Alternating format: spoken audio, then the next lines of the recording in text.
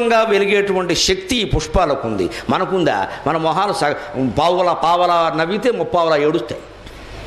ఇది మొత్తం రూపాయికి రూపాయి నవ్వుతూనే ఉన్నాయి. ఇవన్నీ చెట్టు నుంచి కోసిన నవ్వుతూనే ఉన్నాయి. ఇక్కడేవో రకరకాలుగా అమర్చిన నవ్వుతూనే ఉన్నాయి. ఇక్కడ గులాబీ రంగులో, ఇక్కడ పసుపు రంగులో, ఇక్కడ తెలుపు రంగులో ఏమిటో మొత్తం ఆంధ్ర తెలంగాణ అన్ని పార్టీలు కనపడుతున్నాయి. నాకు మొత్తం బాగా ఇచ్చారు పుష్పగుచ్చం గొడవ లేకుండా. మరి ఇన్ని రంగుల్లో ఇక్కడ చెట్టు నుంచి కోసేసినటువంటి పుష్పాలు ఇక్కడ వెలుగుతున్నాయే. వీటికి శక్తి లేదని ఎలా ఉంటామండి? శక్తి గురించి భగవంతుడు ఎక్కడ ఉంటాడంటే పుష్పే సుగంధం తిలేషు తైలం యోగ వాసిష్ఠంలో చెబుతారు. పుష్పాలలో ఉండే సుగంధం భగవచ్ఛక్తి అయ్యా.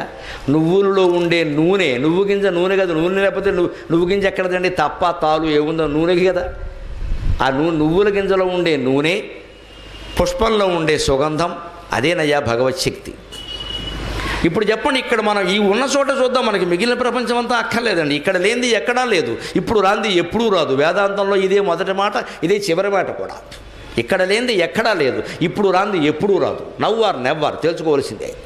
టెండూల్కర్ కూడా అటువంటి వాహనం ఉంటుందో ఉండదు, అంత షోక్గా ఉంటాయి. అలా చూసిన వాళ్ళని గమనించండి. ఆర్థిక స్థితితో నిమిత్తం లేకుండా పిల్లలు ఎప్పుడు పోల్చుకుంటారు. కాబట్టి వాళ్ళు ఎందుకు అలా ఉన్నారు, మేము ఎందుకు ఎలా ఉన్నాం, వాళ్ళు ఎందుకు అలా ఉన్నారు, మేము ఎందుకు ఎలా ఉన్నాం, ఈ మాటలు ఇంటి దగ్గర అంటూ ఉంటారు. అందుకని వీళ్ళు కూడా దోపిడీ మొదలుపెట్టారు. అవసరం లేకపోయినా సరే కొంటున్నారు. బ్యాంకులు అప్పులు ఇస్తున్నా తీసుకుంటారు, కొడతారు, కడతారు, అది వేరే విషయం కొనేస్తారు. నా పిల్లలు కారులో వెళ్ళాల్సింది. ఎందుకంటే నేను ఎక్కడ అంటూ తవ్వుతున్నానో వాళ్ళ పిల్లలు పెడుతున్నారు, నా పిల్లలు వెళ్ళాల్సిందే. ఇది దీనికి మొత్తం వ్యవస్థకి భగవంతుడు చెప్పిన సమాధానం ఏమిటి? నువ్వు చేసే పని ఏదో సక్రమంగా చేయకుండా ఇంకోటితో ఎందుకు పోల్చుకుంటున్నావు? యజమాని కష్టాలు యజమానికి ఉన్నాయండి, నౌకర కష్టాలు నౌకరకు ఉన్నాయి. సీత కష్టాలు సీతకుంటే పీత కష్టాలు పీతకు ఉన్నాయి. పీత మనకి చెబుతుందా? సీత వాల్మీకి చెప్పింది ఇంత పొడుగు రాశాడు ఆయన. పీత ఎవరికి చెప్పలేదు కాబట్టి ఎవడు రాయలేదు. పీత కష్టాలు లేవా? దాని కష్టాలు దానికి ఉన్నాయండి. పీత గర్భం ధరించింది అంటే పిల్ల బయటికి రావాలంటే చచ్చిపోతుందమ్మా. సీతాదేవి సహా లోకంలో ఎవరికి అంత కష్టం లేదు. పీత కష్టం ఉంది నిజంగా. ఎండ్రికై అది గర్భం ధరించింది, పిల్లలు బయటికి ఎలా వస్తాయండి? దానికి బయటికి రావడానికి ఏం లేదండి. కడుపు చీల్చుకుని వస్తాయమ్మా. తల్లి పీత చచ్చిపోవలసిందే, ఇంకో మార్గం లేదండి. అయినా పిల్లలకంటుంది అది త్యాగమూర్తి, తన బతుకు పోగొట్టుకుంటుంది. అంటే పీత కష్టాలు పీతకున్నాయి. పీతకు రాయడానికి వాల్మీకి లేడు, మరి సీతకున్నాడు. కానీ అందుకే తెలుగులో సామెత, సీత కష్టాలు సీతకుంటే పీత కష్టాలు పీతకున్న కష్టాలు లేనివాడు ఎవడు బో అన్నారు. మనం ఇంకొకరితో పోల్చుకోకుండా, సాటి పని మనుషులతో, సాటి యజమానులతో కూడా పోల్చుకోకుండా, ఉద్యోగంలో కానీ, వ్యాపారంలో కానీ, వ్యవసాయంలో కానీ ఎందులో ఉన్నా మన పని ఏదో మనం చేసి, శ్రావణ మాసం శనగలు తిన్నాం చేతులు కడుక్కున్నాం అన్నట్టుగా ఆ విషయాన్ని పరమేశ్వరార్పణం చేసి వదిలేస్తే, స్వకర్మణాతమభ్యర్చ్య, నీ పని వల్లనే నీకు మోక్షం వస్తుంది, దానికి అవసరమైన జ్ఞానం కూడా నేను ఇస్తా అని భగవద్గీతలో వాగ్దానం చేశారండి పరమాత్మ, కృష్ణ పరమాత్మ.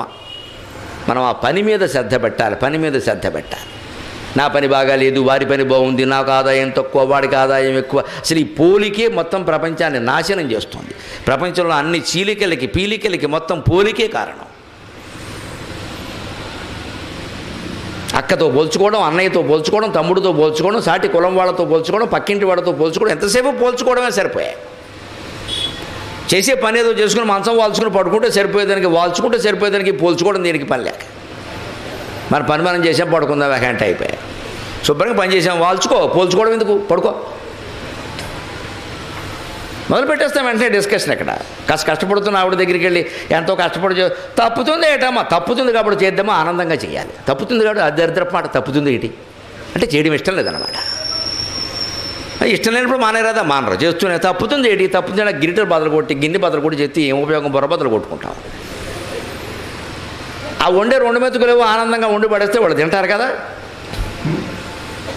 ఈ మగాడు అంతే, బయటికి వెళ్ళి ఏదో కష్టపడతాడు, వాడాళ్ళు ఉద్యోగాలు చేసి కష్టపడుతుంది. ఎందుకంటే తప్పట్లేదండి, తప్పట్లేదని కష్టపడడం ఏంటమ్మా, నాకు ఇష్టమై కష్టపడుతున్నాను ఎందుకు చెప్పరండి అంటే మన ఎవ్వరికీ మనం చేసే పని మీద గౌరవం లేదు, ప్రేమ లేదు. దాని నుంచి తప్పించుకుందామని చూస్తున్నాం మనం. బడికి సెలవిస్తే పిల్లలు ఆనందిస్తే పర్వాలేదండి, ఉపాధ్యాయులు కూడా ఆనందిస్తున్నారు అంటే వాళ్ళ పనిలో వాళ్ళకే ఆనందం లేదన్నమాట. అర్థమైపోయింది వ్యవహారం. మాస్టర్లు ముందు ఆనందిస్తున్నారు, ఎందుకని వాళ్ళకే ఇష్టం లేదు పాఠం చెప్పడం. కానీ మన జీవితం అంతా ఆ పాఠం చెప్పడం వల్లే నడుస్తుంది. ఆ జీతం అక్కడదేనే. మరి ఆ వృత్తి మీద మనకెందుకు గౌరవం లేదు? దాన్ని మొత్తం పేమెంట్ కింద భావిస్తున్నాం. విశ్వమంతా ఒక్కటే, విశ్వమంతా ఒక్కటే అని భావించగలిగితేనే విష్ణు సహస్రం లాంటివి అర్థమవుతాయి. అది భావించడం భీష్ముడు లాంటి వాడు కూడా కష్టమైంది. అందుకే విష్ణు సహస్రం చెబితే కానీ ఆయనకి మోక్షం రాలేదు.